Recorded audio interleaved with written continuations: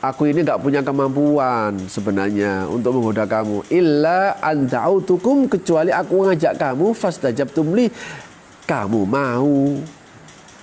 Kok nyalain saya? Itu tak ajak juga nggak mau. Itu juga tak ajak nggak mau. Kamu saja mau. Wa kata ba'da maksiat Adam habata wa Hawa. Demikianlah setelah maksiat Adam, maksudnya lupa tadi itu. Akhirnya habata huwa wa Hawa, dia dan Hawa turun minal jannah liyumarisa hayatahuma al-ard, untuk menjalankan kehidupan keduanya di muka bumi untuk menjadi khalifah. Wa qalu ta'ala ihbitu ma'nahu anna Adam wa Hawa wa iblis habatu ila ard. Maksudnya Adam, Hawa dan iblis. Ya kamu nggak usah susah-susah, iblis kok bisa masuk surga, gimana caranya? Itu urusan Allah lah. Yang penting itu seperti begini informasinya. Kalau di Qurtubi memang dia masuk ke mulut ular, terus ularnya masuk ya. Ya wallah alam. Yang penting tiga-tiganya turun nih. Ba'da an tammat at-tajribah al-imaniyah, yaitu setelah selesai ujian keimanan. Laqad bayyana Allah Ta'ala li Adam amaliyan anna iblis aduun lahu. Secara nyata, ini bukan teori ya, bukan nadhariyan. Allah telah menjelaskan li Adam amaliyan secara nyata, bukan nadhariyan, bukan hanya teori. Dam, iblis itu musuh loh. Tidak, tapi di periode latihan itu benar-benar membuktikan, oh iya, omong tok iblis itu kurang ajar. Iya, iblis itu begitu. Setan begitu. Qudratuhum la yuridu lahu khair. Iblis selamanya tidak pernah menghendaki kebaikan. Wa annahu kadhibun fi kulli ma ya'idu bihil insan. Wa annahu kadhibun, iblis itu kadhibun, bohong, fi kulli ma, ing dalam segala sesuatu, ya'idu kang menjanjikan sapa iblis bi kelan ma al insan ing manusia. Semua janji iblis itu waqad haddadallahu al hayat ad-dunya bi anna hayatun mawqutatun. Yang pertama adalah sudah diingatkan berdasarkan praktek bahwa iblis itu memang tidak pernah mengenai baik. Ada satu ayat yang ini kalau kita baca itu memang menjengkelkan memang. Maksudnya menjengkelkan iblisnya, bukan ayatnya ya, menjengkelkan iblisnya. Jadi ada pengakuan dari iblis, dari syaitan. Wa qala syaitan lamma qudil amru. Ketika semua masalah sudah dituntaskan oleh Allah, dan kemudian sudah terbagi, yang satu masuk surga, yang satu neraka. Yang neraka ini kemudian sama iblis loh. Ketemu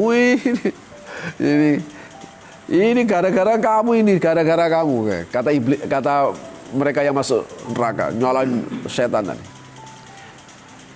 Akhirnya apa? Setan ngaku. Begini. Sekarang saya jelaskan. Innallaha wa'adakum wa'dal haq. Tuhan itu dulu berjanji. Dan Tuhan itu memang janjinya benar. Wa'atukum, aku juga janji, tapi fa'akhlaftukum, aku salah janjiku, kurang ajar. Jadi memang ngakunya nanti, cuma diinformasi oleh Al-Quran. Wa ma kana li 'alaikum min sultan illa an da'autukum fastajabtum li. Aku ini nggak punya kemampuan sebenarnya untuk menggoda kamu. Illa an da'autukum, kecuali aku ngajak kamu, fastajabtum li, kamu mau. Kok nyalain saya? Itu tak ajak juga gak mau. Itu juga tak ajak gak mau. Kamu saja mau. Kok nyalain? Fala talumuni walumu anfusakum. Makanya jangan nyalain aku. Salahin dari muka sendiri. Pak, saya itu karena dipengaruhi oleh ini. Loh, itu salah sendiri. Orang buruk itu pasti kerjanya mempengaruhi yang lain supaya buruk. Kalau kamu punya teman yang malas, itu pasti teman kamu yang malas itu ingin ngajak temanmu. Kalau si A ini malas, ini pasti ingin ngajak temannya supaya malas. Kalau dia melanggar, dia pasti akan berusaha ngajak temannya supaya melanggar yang sama. Ini sudah teori iblis itu.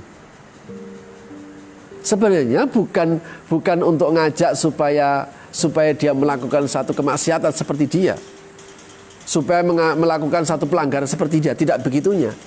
Tapi liyubdiyalahum ma wuri anhuma min sawatihim. Sebenarnya tujuannya itu untuk menelanjangi supaya nggak punya kemuliaan. Jadi itu. Makanya kata iblis, aku itu cuma ngajak lah, kamu mau salah sendiri, memang aku pingin ngajak. Fala talumuni wa lumu anfusum ma ana bimusikhi wa ma antum bimusikhi.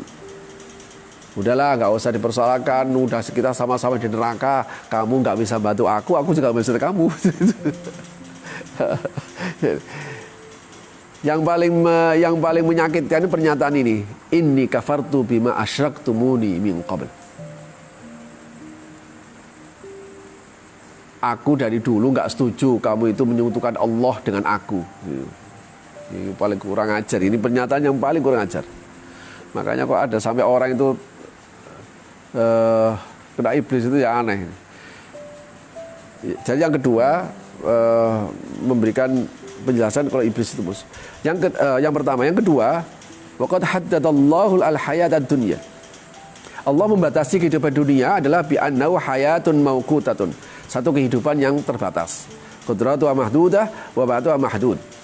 Waktunya terbatas, kenikmatan itu terbatas. Makanya dunia itu disebut mata, bukan nikmat. Bukan nikmat itu dunia tapi mata.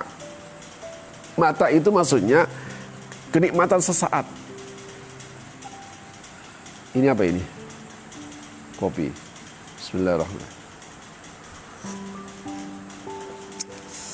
Mantap. Nah, ini namanya nikmat namanya. Mata namanya. Tapi nikmatnya kopi di mana? Ya di sini. Sampai sini hilang lagi. Namanya itu mata. Ya, mata sum mata zul. Dia memang menikmati ketika minum ke nikmat. Pingin lagi. Nikmat, pingin lagi. Ketika habis, ya pingin lagi Pak. Ada kopi lagi. Seberapa kuat manusia untuk menikmati apa yang dia senangi tadi. Anggap saja satu gelas dibikin satu gelas lagi. Ya melembung amamu. Ya tadi kembung gak tadi nikmat. Jadi ini bukan teori. Makanya kadang uang itu ya Allah, delok uang duit akeh kok seneng lho kok ya apa. Senenge kok delok. Iku lho enak, Pak. Kok iso ro? Duite akeh. Lho, wong duit akeh seneng itu di mana seneng? Enak, Pak. Bisa apa saja. Itu.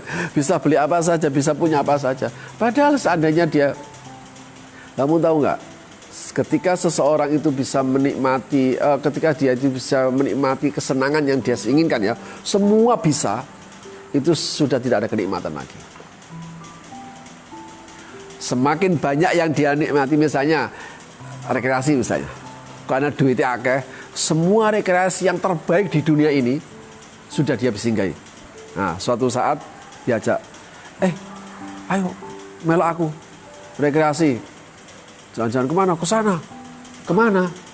Itu Kak, ke Raja Ampat. Ya, sudah pernah. Padahal menurut dia itu, kamu belum pernah kan? Ya, kayak surga lah itu.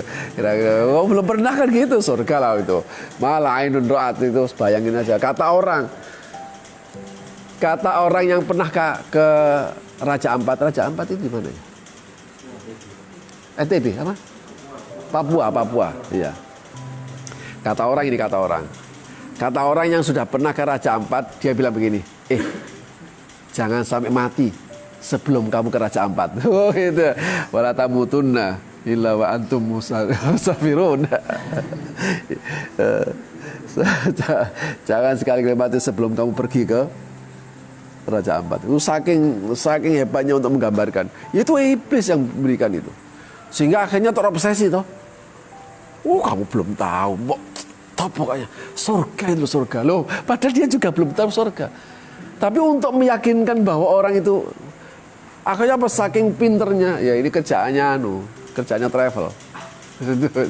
Orang itu dibikin sedemikian rupa, akhirnya tertarik. Sama.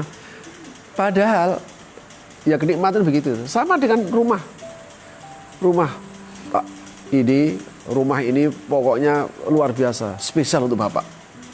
Semuanya terpenuhi, semua fasilitas, tinggal ini kota mandiri Pak.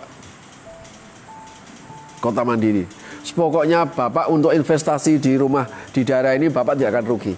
Nek awakmu ndelok ngono iku. Sing kepikir apa?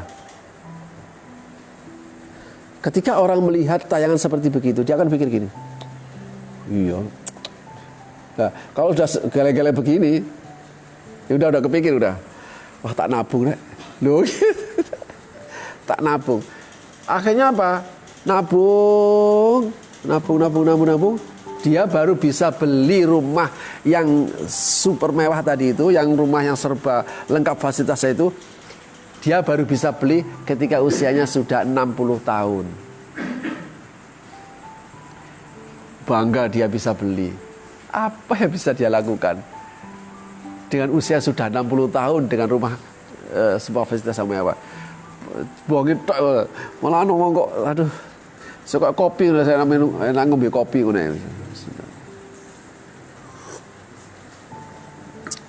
Ada orang misalnya duduk-duduk terus kemudian dikasih kopi. Masya Allah, enak banget. Loh, bahagia ternyata itu sederhana. Cukup dengan kopi, apalagi ditambahi gedang goreng, ditambahi itu. Wah, itu lebih enak lagi. Loh, ternyata tidak butuh uang mahal. Tidak butuh uang mahal. Tapi ya pinternya iblis. Sehingga orang tidak pernah mempersiapkan untuk itu.